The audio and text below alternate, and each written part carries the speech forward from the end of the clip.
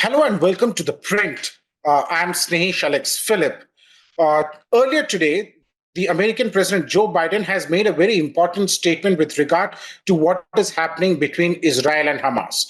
Now, remember, over a week ago, the Hamas had carried out a very deadly attack on Israel, killing about 1,400 Israelis, or I should say Jews, which include mostly who were Israelis, and then there were some foreigners also from Germany as well as from USA and other countries.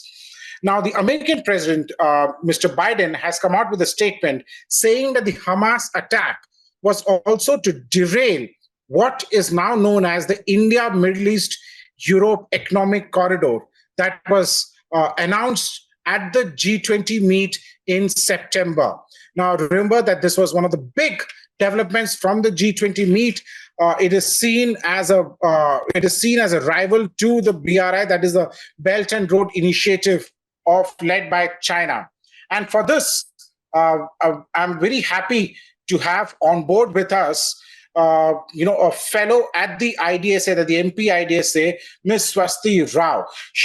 She's an expert when it comes to European affairs. She's an expert when it comes to tracking the key developments that are happening, not just in Europe, but also across the world vis-a-vis India. Welcome to the show, Ms. Rao. Thank you so much, Snehesh. It's a pleasure talking to you. Getting to the straight point, what do you make of Biden's statement? Do you think that he's right in saying that? Well, Snehesh, there definitely is a context to what he said because, all this so-called connectivity project, and of course, it's an economic connectivity project, the IMEEC. So the very rationale for something like this became, so to say, possible after there was a normalization process happening in West Asia. So when you say normalization, of course, I'm referring to the Donald Trump administration years when they facilitated what is famously known as the Abraham Accords, when there was, this two-track normalization that started happening. So one was with Israel and the UAE, Jordan, etc., and which was already done, and the other one was now underway, which was Israel and Saudi Arabia. So Israel and UAE and Israel and Saudi Arabia were the key, two tracks of this normalization by which one started to argue that there was a potential of this region to sort of, change its economic profile, expand its economic profile, and thereby came the logic of such connectivity projects. Because if you carefully see, if you look at the region, if you look at the map, now India has already has some access into that region. I mean, there's one traditional Suez Canal route, which was very long. And to counter that, we came up with what was known as the INSTC, the North-South Trade Corridor, which was about 7,000 kilometers. And it was the India, then Iran, and then Moscow, that route. Now, the problem with... It was a Russia-led route. Yeah, it was a Russia-led route. And the problem with that one was because, both Russia and Iran in their respective different categories are both susceptible to the sanction regime from the West. And therefore, when the normalization started in the West Asian region, India embarked upon this new route, which was starting from Bombay, Mumbai, instead of going to Iran, it went to UAE. And from UAE, it turned inwards, to Saudi Arabia, on a rail route, and then crossed the entire length of Saudi Arabia, went to Jordan, from Jordan went to Israel, and that's where Haifa is. And Haifa then again, they changed course to a sea route and then went all the way to Piraeus in Greece. So that was how this entire project was conceived, and it was a win-win situation for all the players involved. And for sure, when President Biden says something like what he's just said, that it seems to be one of the motivations for Hamas to attack Israel, I mean, it definitely has a context because I think Hamas was all set to lose from the normalization that was underway in West Asia. And the last 2-3 years, we saw that the West Asian region was transitioning to a different kind of an engagement. And of course, Hamas was set to lose from that because it somewhere clouded that entire Palestinian question, with all the normalization. So I think there is a context to it. Though I would not say that this is the only reason. I don't think Biden has said that either. He said that this is one of the reasons, and he said that I don't have strong evidence to say that, but it is a gut feeling. And it's not really coming out of nowhere. It is coming from that normalization and from that context. So once you contextualize this entire discussion, you see where such statements are coming from. Snehesh. Well, absolutely. There's a need to contextualize this entire development, and there's a nuance to it. And you rightly mentioned, Biden said this is one of the reasons that he thinks of, and there is no proof per se yet. But tell me, when this whole corridor was being discussed and was announced, at that time Israel was kept out of it. There was no mention of this corridor being Israel. But we all knew, and for example, in my own story, I alluded to the fact that once the relationship of Israel with Saudis stabilize, then Israel would also be brought into the picture. Yeah, you were Yeah, saying something? yeah, no, I mean, I was just reiterating what you just said that, yes, so when I say the two-track normalization, which was underway in the region of West Asia, the first track, which was UAE and Israel, was already done and dusted. I mean, it was, working fine. And the second one was underway and it was close to completion. In fact, if you heard the first statement coming from Saudi Arabia after Hamas's attack was that, okay, so the normalization has to go on a back burner and we have other issues to sort right now. So kind of that kind of just stopped. It kind of fell short, okay, I would say, just before it was to be completed. So yes, and the other thing about IMEC, Snehesh, which everybody has to remember, is that the beauty of IMEC or the potential of IMEC is special because it has this massive potential to expand, not only towards the Indo-Pacific. I mean, if you look at the region of India, there were already talks of connecting that to, BeamStech, etc., to the Bay of Bengal initiatives, and then up there in Europe. So from Greece, it could have probably gone way up north and probably connected to the three seas initiative, which connects the three major seas in Europe.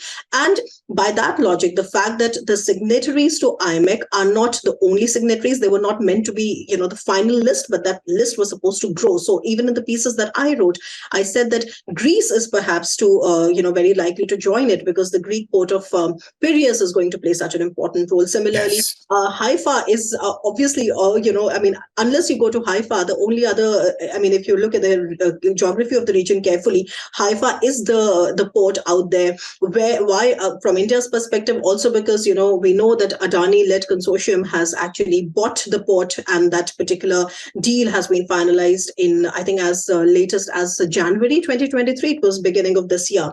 So everything was falling in place, and all these countries were meant to become signatories later. We had only started with what happened at the G20. So I think it was one of the major PGII, which is like a G7 backed initiative, like a connectivity corridor, which was really looking at changing the economic profile of all the members which were there in that project. So, I mean, it's unfortunate that what happened as into it, right before it could actually start thinking about more serious issues like where to arrange the financing from. Because I think the piece I wrote, I discussed that the biggest problem back then for IMEC was how do you arrange for financing, because that is the key difference between a project like IMEC and the BRI-backed projects, which are very opaque. So IMEC called for more collaborative financing, etc. It called for a lot of private investment from different investors. But with this kind of a disturbance that has come around this entire project, that looks very, very bleak. So yes, it's unfortunate. Well, as we speak, the External Affairs Minister S. Jaishankar was addressed the SCO leaders meet, the foreign ministers meet, in which he actually projected IMEC as a connectivity project for the SCO itself. And remember that SCO is China-led. China talks about the BRI. India is the only country in the SCO grouping which has actually not endorsed the China's BRI project. At the same time, viewers, Ms. Rao mentioned about her articles. If you haven't read, please go to ThePrint, go search for Swasti Rao in the authors page. You will find all her articles. Her articles are very informative as far as I'm concerned. I'm sure that it would be informative to you as well. Swasti, this brings another question to my mind, and is this that does this also bring India into this conflict, in a sense, the whole Hamas attack? If it's talking about this particular corridor which starts from India, does this bring India into the conflict?